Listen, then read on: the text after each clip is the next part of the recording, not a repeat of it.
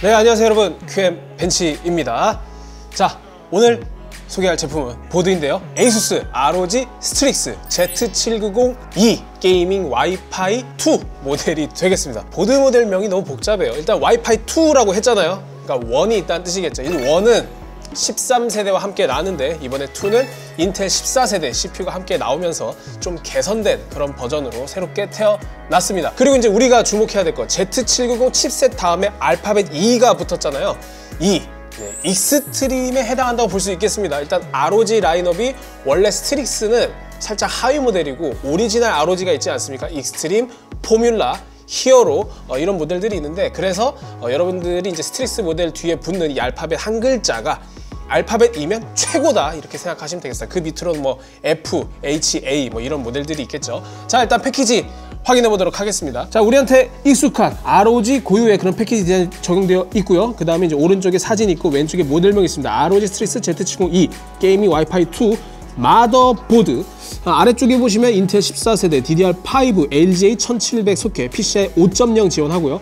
와이파이 7을 지원하고 있습니다. 전 버전 같은 경우에는 이제 와이파이 6E, 블루투스 5.3을 지원했는데 이번에는 무선 네트워크 기술이 개선돼서 와이파이 7을 지원하고 있고요. 자, 그다음 뒷면 보시면 보드 레이아웃이 있고요. 아래쪽에는 이제 주요 스펙들이 나와 있습니다. 뭐 백패널, IO에 어떤 구성으로 되는지, CPU, 메모리 뭐 이런 것들이 있는데 잠시 뒤에 어차피 제가 자세히 설명드릴 테니까 넘어가도록 하고요.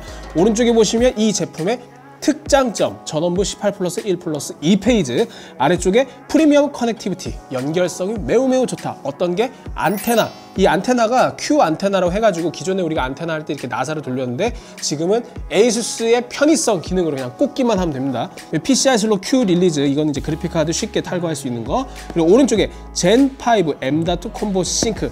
젠5 SSD가 아무래도 열이 많이 나오니까 히트싱크를 크게 구성했다, 이런 내용이고요. 자, 그러면 바로 패키지 개봉해서 내용물 살펴보도록 하겠습니다. 자, 패키지를 열면 일단 보드가 이렇게 위층에 자리 잡고 있고요. 아래층에 이제 액세서리가 있습니다. 보드는 좀 이따 살펴보고 액세서리부터 보죠. 일단 스트릭스 모델 중에서 가장 상위 모델이기 때문에 이것저것 제공을 해주지 않을까 그렇게 생각이 드는데요. 한번 다 꺼내 보겠습니다.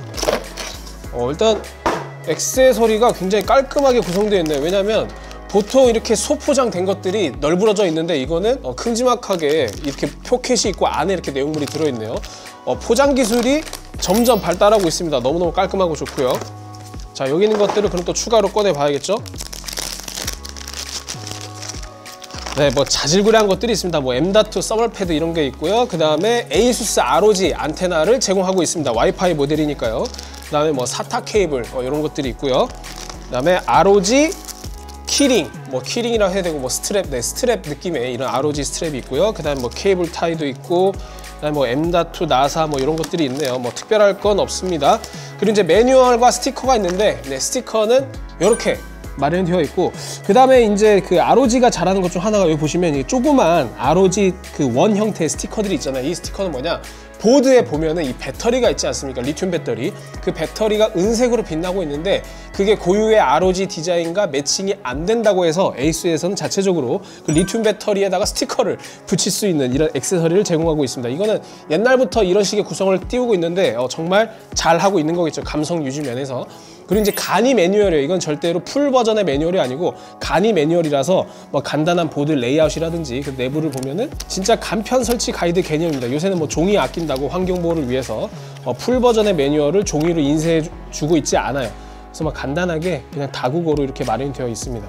그래서 제가 봤을 때 이건 자세히 읽어봤자 큰 정보는 안 되고 그냥 전면에 위치한 이 보드 레이아웃이 가장 큰 정보를 담고 있는 것 같아요.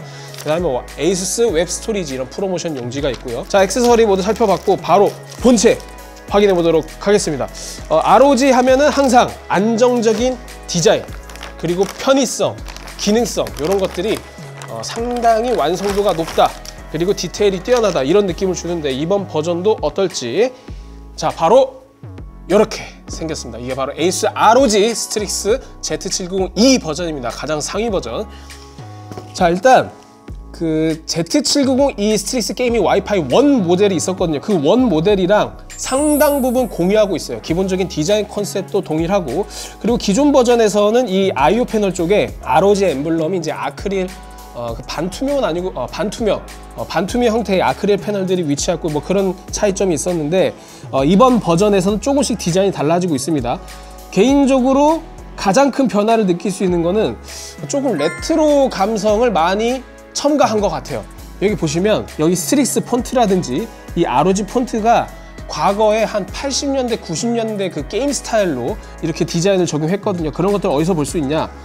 여기 보시면 히트싱크에도 게임 온 이런 글자가 굉장히 저해상도 픽셀 기반의 게임 온이라는 폰트가 있고, 아래쪽에 보시면 스타트, 옵션, 퀴트 이렇게 마치 게임을 실행했을 때 고르는 메뉴처럼 이렇게 폰트들이 각인되어 있습니다. 그리고 뭐 PCI Q 릴리즈도 마찬가지고 뭐 픽셀 감성을 많이 강조해 놨어요.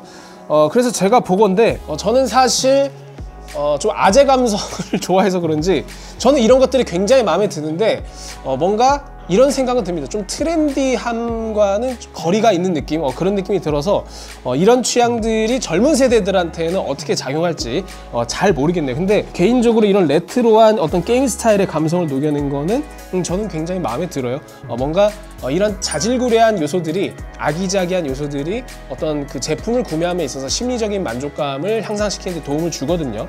그런 면에서 저는 긍정적으로 평가합니다. 그리고 이제 전반적인 어떤 그 전원부 히트싱크의 구성이라든지 실루엣 이런 것들은 그 게이밍 와이파이 버전 1하고 사실 거의 차이가 없어요. 그러니까 세부적인 디테일이 달라졌지만 가장 큰 차이점이라 한다면 아까 제가 말씀드렸던 뭐 무선 네트워크 기술 버전이 상향됐다는 거, 그다음에 뭐 DDR5 메모리 버전에서 어떤 전반적으로 지원하는 클록이라든지 이런 것들이 좀 상향 조정된 부분은 분명히 있는데 뭐 엄청나게 큰 변화는 아닙니다. 그리고 이제 뒷면을 보면 이게 그래도 스트릭스에서 가장 상위 버전인데 여러분들 아시잖아요. 에이수스는 백플레이트 제공이 정말로 짭니다. 정말 짠돌이에요. 그래서 여전히 스트릭스임에도 불구하고 이렇게 백플레이트를 제공하지 않고, 그래서 보시면 PCB 뒷면에 이렇게 날카롭게 튀어나온 부분이 많거든요. 그래서 여러분들이 조립하실 때 이거를 그냥 맨살에다가 보드를 올려놓고 뭔가 끼우고 조립하고 이런 작업을 하시면 허벅지 빵꾸 날 수 있어요. 실제로 그 빵꾸 난 곳에 피가 송송송 맺힐 수도 있습니다.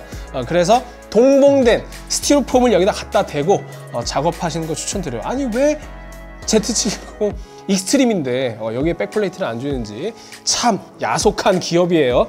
자, 다시 전면으로 돌아와서 일단 폼팩터는 ATX 폼팩터 표준 크기를 자랑하고 있고요. 그리고 이제 블랙 색상에다가 히트싱크도 모두 굉장히 어두운 블랙 색상을 가지고 있어요. 그래서 뭐 에이수스 ROG 보드가 항상 그래왔듯이 뭔가 전반적으로 고급스럽지만 그 고급스러움에 어떤 그 스타일리시한 디테일을 첨가하는 형태로 완성이 되어 있습니다. 자, 이제 CPU 보조전원. CPU 보조전원 8핀 2개. 요새 CPU 전력들이 어마어마하게 높죠. 그래서 8핀 2개로 마련되어 있고, 한 가지 특이한 건 이 상단부에 그 뭐 CPU 쿨링팬을 장착할 수 있는 핀 헤더들, 그 핀 헤더들에 자그맣게 이 ROG 캡을 제공하고 있어요. 보호캡. 보호캡을 제공하고 있는데 이 보호캡이 블랙으로 되어 있고 또 그 보호캡의 디자인이 ROG 엠블럼의 일부가 이렇게 포함이 되어 있습니다. 그래서 이런 아주 섬세한 디테일을 잡아내는 건 역시 ROG가, 에이수스가 정말 잘한다, 이거를 조금 말씀드리고 싶고, 오른쪽으로 보시면 상위 모델답게 Q코드가 있습니다. 여러분들 부팅하실 때 현재 부팅 포스트 상태가 어느 단계에 와 있는지 이런 걸 코드로 알 수 있고요. 아래쪽에 온보드 파워 버튼이 있습니다. 이 파워 버튼이 있지만 사실 ROG 오리지널 등급은 아니기 때문에 뭐 리셋 버튼이나 플렉스 키 이런 것들은 빠져 있고요. 그다음 메인보드 주전원 커넥터가 있고, 아래쪽에 보시면 뭐 전면 USB 핀 헤더들이 위치하고 있네요. 자, 그다음에 측면을 보시면 SATA 포트는 이렇게 4개 마련되어 있습니다. 요새 뭐 대부분 M.2 많이 쓰시니까 고급형 보드라도 SATA 포트는 그냥 4개 선에서 끝내는 경우가 많은 것 같아요. 그 다음에 또 기역자 형태로 USB 전면 헤더가 있고요. 밑쪽으로 가보시면은 각종 핀 헤더들이 있습니다. 이제 RGB 지원 같은 경우에는 12V RGB 1개, 그다음 5V ARGB 핀 헤더 3핀짜리 3개가 마련되어 있고요. 그다음에 USB 2.0 핀 헤더들이 있고, 뭐 프론트 패널을 위한 이런 케이블들 핀 헤더들이 있고, 그다음 이제 아까 리튬 배터리 여기에다가 ROG 스티커를 부착할 수 있습니다.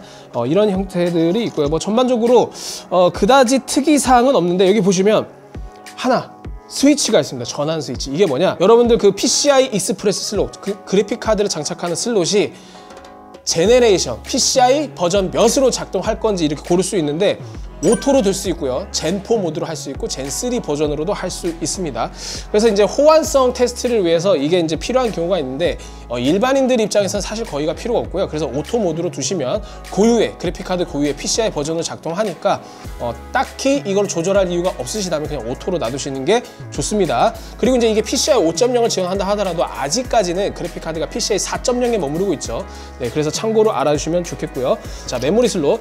메모리 슬롯은 DDR5 당연히 지원하고 있고요. 그 다음에 슬롯은 4개니까 총 192기가까지 지원 가능합니다. 그리고 스펙상 작동 가능한 지원 가능 클럭은 8000MHz까지 지원하고요. 그다음 PCI 슬롯이 총 3개가 있는데 가장 상단에는 당연히 PCI 5.0 X16이고 아래쪽에는 X16 모양이지만 X4입니다. 4개 램까지밖에 끌어다 쓰지 못해요. 그래서 여러분들 그래픽카드 사용하실 땐 반드시 위쪽에 장착하시면 되고, 그 다음에 이 그래픽카드 슬롯은 실딩 처리가 되어 있고 PCI 슬롯 Q 릴리즈 버튼으로 아주 손쉽게, 에이수스가 이제 보드 제조사 중에서는 세계 최초로 적용한 편의성 기술이죠. 그래서 아주 쉽게 그래픽 카드를 장착하거나 제거하실 수 있습니다. 그리고 이제 지금 겉으로 봤을 때는 히트싱크 때문에 잘 안 보이는데 M.2 슬롯은 총 5개가 마련이 되어 있고요. 그 다음에 또 개선된 점이라면 기존의 게이밍 와이파이 1 버전 같은 경우에는 이 콤보 싱크가 히트 파이프 형태로 살짝 돌출되어 있어서 이 부분은 떠 있어서 이걸 누르면 이게 좀 휘어지는 그런 구조거든요. 근데 이번에 게이밍 와이파이 2 같은 경우에는 히트 파이프가 수직으로 양쪽에 이렇게 배치되어 있기 때문에 한쪽을 누른다고 해서 뭐 히트싱크가 휘거나 그런 염려는 안 해도 될 것 같습니다. 그래서 제가 당시에 그 게이밍 와이파이 1 버전을 리뷰할 때 이런 부분을 좀 지적을 했었는데 2에서는 자연스럽게 개선이 된 것 같네요. 다행스럽게도. 자, 그 다음에 IO 포트 한번 보겠습니다. 네, IO 포트도 좀 개선이 됐어요. 어떤 게 개선이 됐냐? USB가 전반적으로 버전이 업돼서 굉장히 많은 USB 포트를 지원하고 있다는 건데, 가장 상단부터 보시면 HDMI 포트, DP 포트가 있고요. 아래쪽에 보시면 USB 10G, 즉 USB 3.2 젠2겠죠. 젠2가 10개가 있습니다. 10개. 타입 A짜리가 10개가 있고, 그 다음 타입 C가 하나가 있고, 나머지는 USB 3.2 젠2 바이2가 되겠습니다. 그리고 이제 상단에 클리어 시모스 있고 바이오스 플래시백 버튼 마찬가지로 있고요.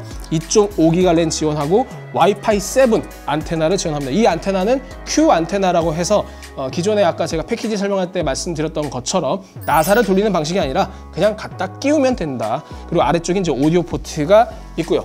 자, 이렇게 이제 외형을 모두 살펴봤는데요. 제가 아까 말씀드렸지만 레이아웃 자체는 기존 버전과 동일합니다.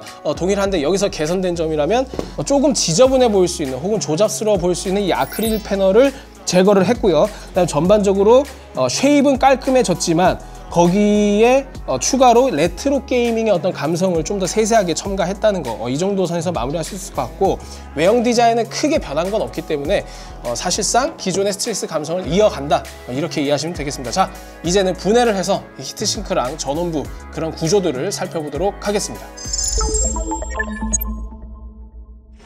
네, 지금 막 분해를 완료했는데요. 먼저 M.2 슬롯부터 확인해 보도록 하겠습니다. 자, 일단 M.2 슬롯 5개가 있는데요. 하나, 둘, 셋, 넷, 그 다음에 5개. 아, 제가 이거 못 봤네요. 5개.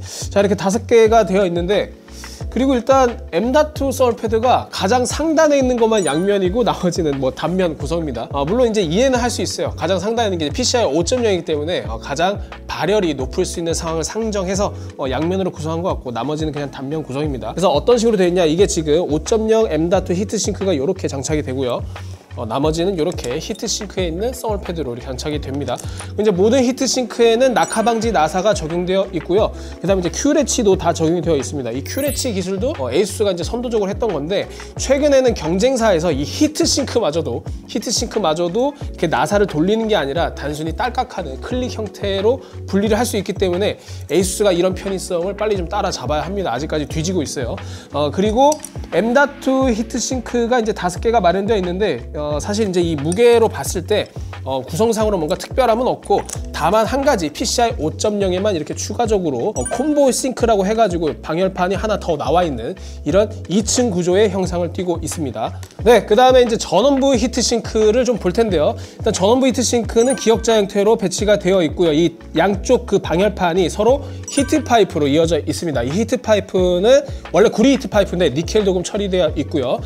그리고 이제 제가 에이수스 보드 리뷰하면서 항상 지적하는 게 있죠. 바로 서울패드인데, 네, 서울패드가 이번에도 역시 바르다 말았습니다. 에이수스답죠.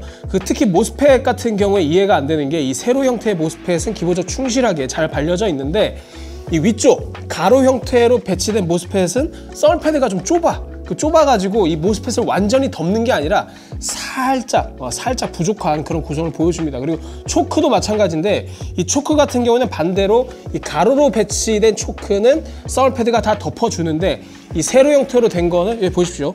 한 70%만 덮고 있습니다. 제가 이 에이수스 보드 리뷰하면서 항상 지적하는 문제가 왜 그러냐면, 히트싱크 면적을 보면은 공간이 없는 것도 아니에요. 공간이 충분히 있는데도 서울패드 배치를 이런 식으로 한다는 거는 에이수스가 어떤 이러한 디테일 완성도에 신경을 쓰지 않고 있다. 근데 이제 에이수스만 이런 게 아니라 다른 제조사도 똑같은 모습을 보이면 어쨌든 제조사들이 이제 초크 같은 경우에는 발열 문제가 심각하지 않기 때문에 별로 신경을 안 쓰는구나, 이렇게 이해할 수도 있겠지만, 다른 제조사들은 안 그래요. 서울패드를 잘 발라주고 있거든요. 그래서 에이수스가 항상 겉으로 보이는 어떤 디테일이나 편의성 이런 것들은 굉장히 훌륭하지만, 분해를 해보면 이렇게 2% 부족한 부분들이 나온다는 거 알아주시면 좋겠습니다. 그리고 이제 전원부를 봐야 되는데, 전원부는 18+1+2 페이지 구성이고요. 이 중에서 모스펫 같은 경우에는 당연히 드라이버 모스펫, DR모스 사용하고 있고, 그 다음에 출력이 개선됐어. 기존의 게이밍 와이파이 1 버전 같은 경우는 90A짜리 썼거든요. 근데 이번에는 110A로 썼습니다. 그래서 단순히 게이밍 와이파이 2로 오면서 무선 네트워크 기술뿐만 아니라 USB 인터페이스, 그리고 이제 메모리 지원, 그리고 전원부 품질까지 좋아졌다. 다방면에서 좋아진 걸로 이해하면 되겠습니다. 자, 그렇다면 과연 테스트 결과는 어떨지 K4조 테스트 결과를 확인해 보도록 하겠습니다.